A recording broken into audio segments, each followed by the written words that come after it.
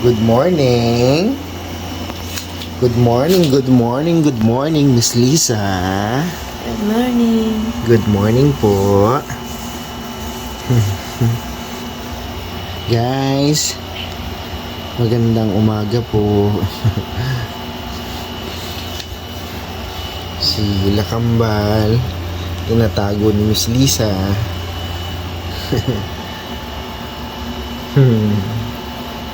So, meron po akong assignment guys na pinapagawa po ni Miss Lisa.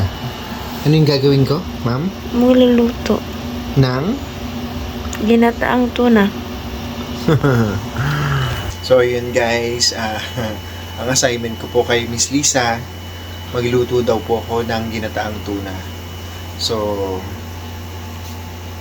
hindi na po natin patatagalin yan. Bababa na muna po ako habang si Miss Lisa ay matutulog pa. Tulog ka pa? Guys, magluluto muna po ako ng ginataang isda. So, samahan niyo po ako. Guys, so, ayun po, bumababa na po ako ng bahay. Kailangan ko pong ipagluto si Miss Lisa. Tingnan niyo po dito sa baba. Madilim. Buksan ko lang po ito. Ayan. So, at mag-ready lang po ako ng magre-ready lang po ako ng lulutuin. Oops. Ito. Anin ko pa ito. Hugasan ko pa muna po ito.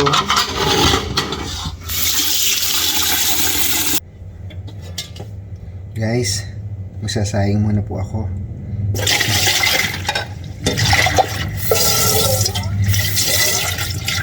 Sayang muna po ako. Guys, nga po pala, kagabi, nag-alburuto po yung tiyan ni Miss Lisa. Napakasakit po. At ako po yung nasa trabaho. Kaya umuwi po agad ako kasi kala ko po manganganak na po siya. Nandun po yung pag-aalala ko. Kasi sobrang sakit daw po. Nung nakauwi naman na po ako, ayun, tumigil na po yung pananakit ng tiyan niya. Parang, alam niyo po yung parang na-miss po ako nila Kambal na pinauwi na po ako. Kaya po, yun. Tuloy-tuloy naman na po na hindi na sumakit yung tiyan ni Miss Lisa. Pero malapit na po siya talagang mga anak guys. So isama niyo po kami siya sa panalangin na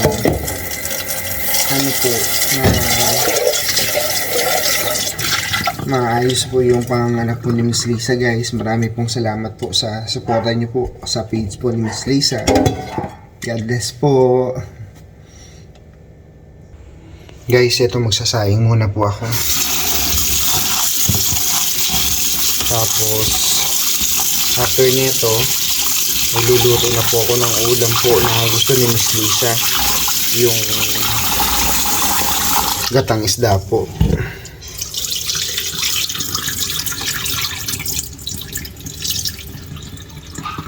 Love? Hi guys, ito po si Miss Lisa. So, magsi-CR po pala siya, kaya bumaba na siya. Dahan-dahan ka lang. Ha? Ayan po. Dahan-dahan ka lang. Tutuloy ko lang tong ko. Saing muna ako.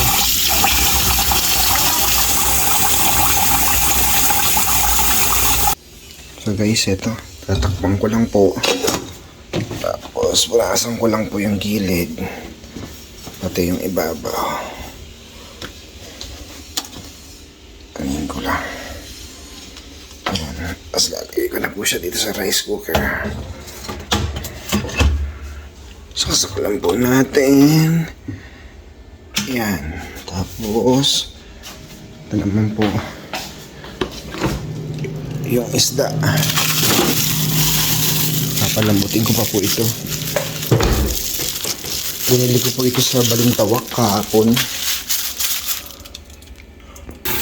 Guys, ito po yung isda. Ito po yung gagatain ko. Yan. Papalambutin ko lang muna po. Guys, ready ko lang po yung mga gagamitin kong sangkat. Ito. Yan.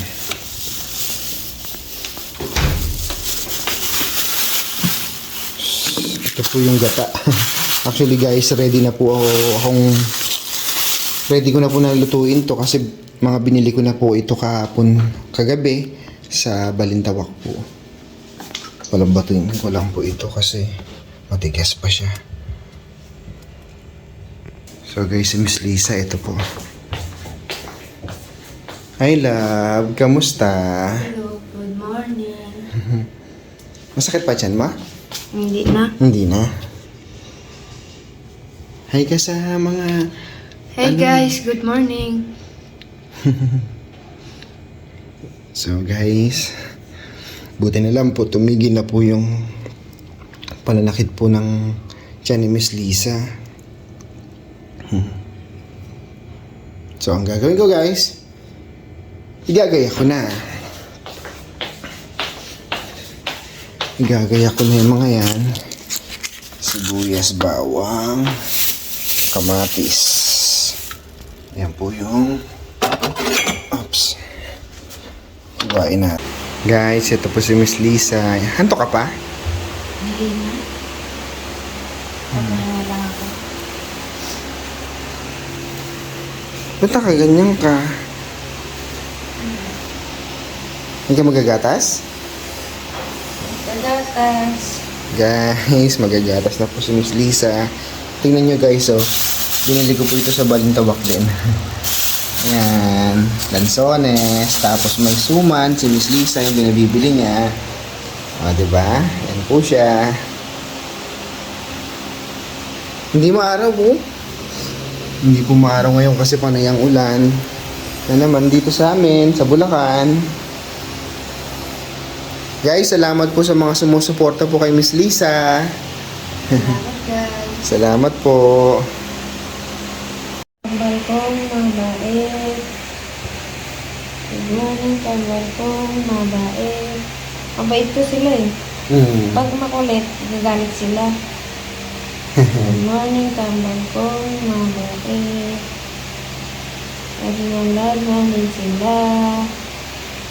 Malapit na silang lumabas. Guys, salamat po sa patuloy po na suporta nyo. Salamat po sa mga nagpapalo kay Miss Lisa. Diba, love? Salamat ng marami. Ayun, konti na lang po, maabot na po namin yung 5,000. Marami pong salamat sa inyo. Yan po guys. Kakain na po si Miss Lisa ng Kakaninto. kakanin. Yan po, Suman. suman. Sarap niyan. Di ba masarap yan isang sa asukal? Oo. Ano pa yan? So, yan po. Magsusuman na po si Miss Lisa, guys. Titimpla mo na akong guys. Mayroon pa kayang gatas ko. Guys, ito po, oh, gayat na ako ng mga sangkap niya. Bawang, sibuyas, kamatis, tapos luya. Tapos ito pong isda, piprituin ko muna po bago ko po siya igata. So ito po yung gata guys. Siyempre, ayun si Miss Lisa. Love, hi ka! Hi guys.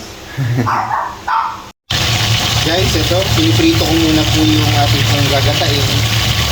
So, hindi naman po pritong-prito. Pag nakita po natin na medyo naluto na po siya sa pagkaprito, ayan, kaawunin ko na tapos. Ready ko na po sila para po gatain. Ayan po yung mga sangkap.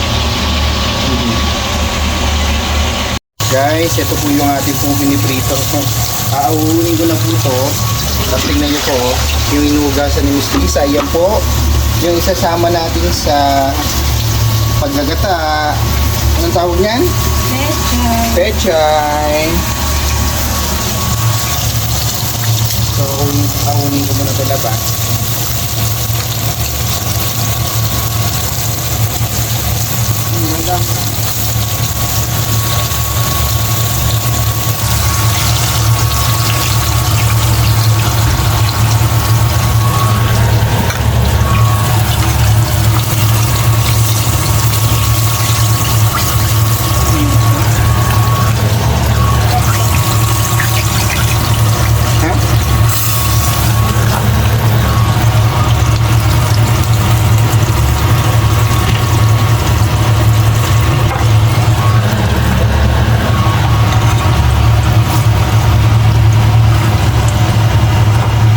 Guys, ayan po, nililinisan ng mabuti po ni Miss Lisa yung pechay.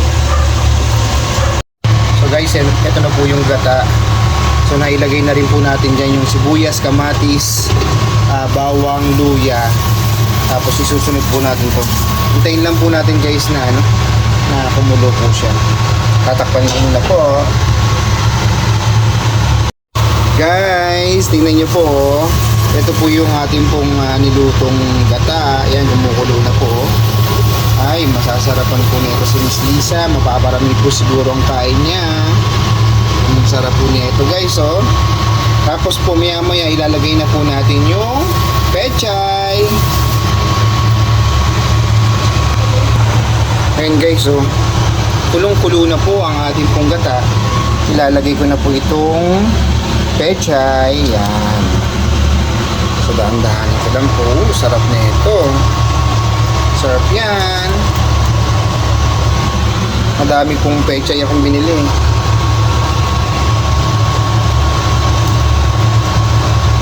Mabilis lang naman po itong maluto guys. So, yan.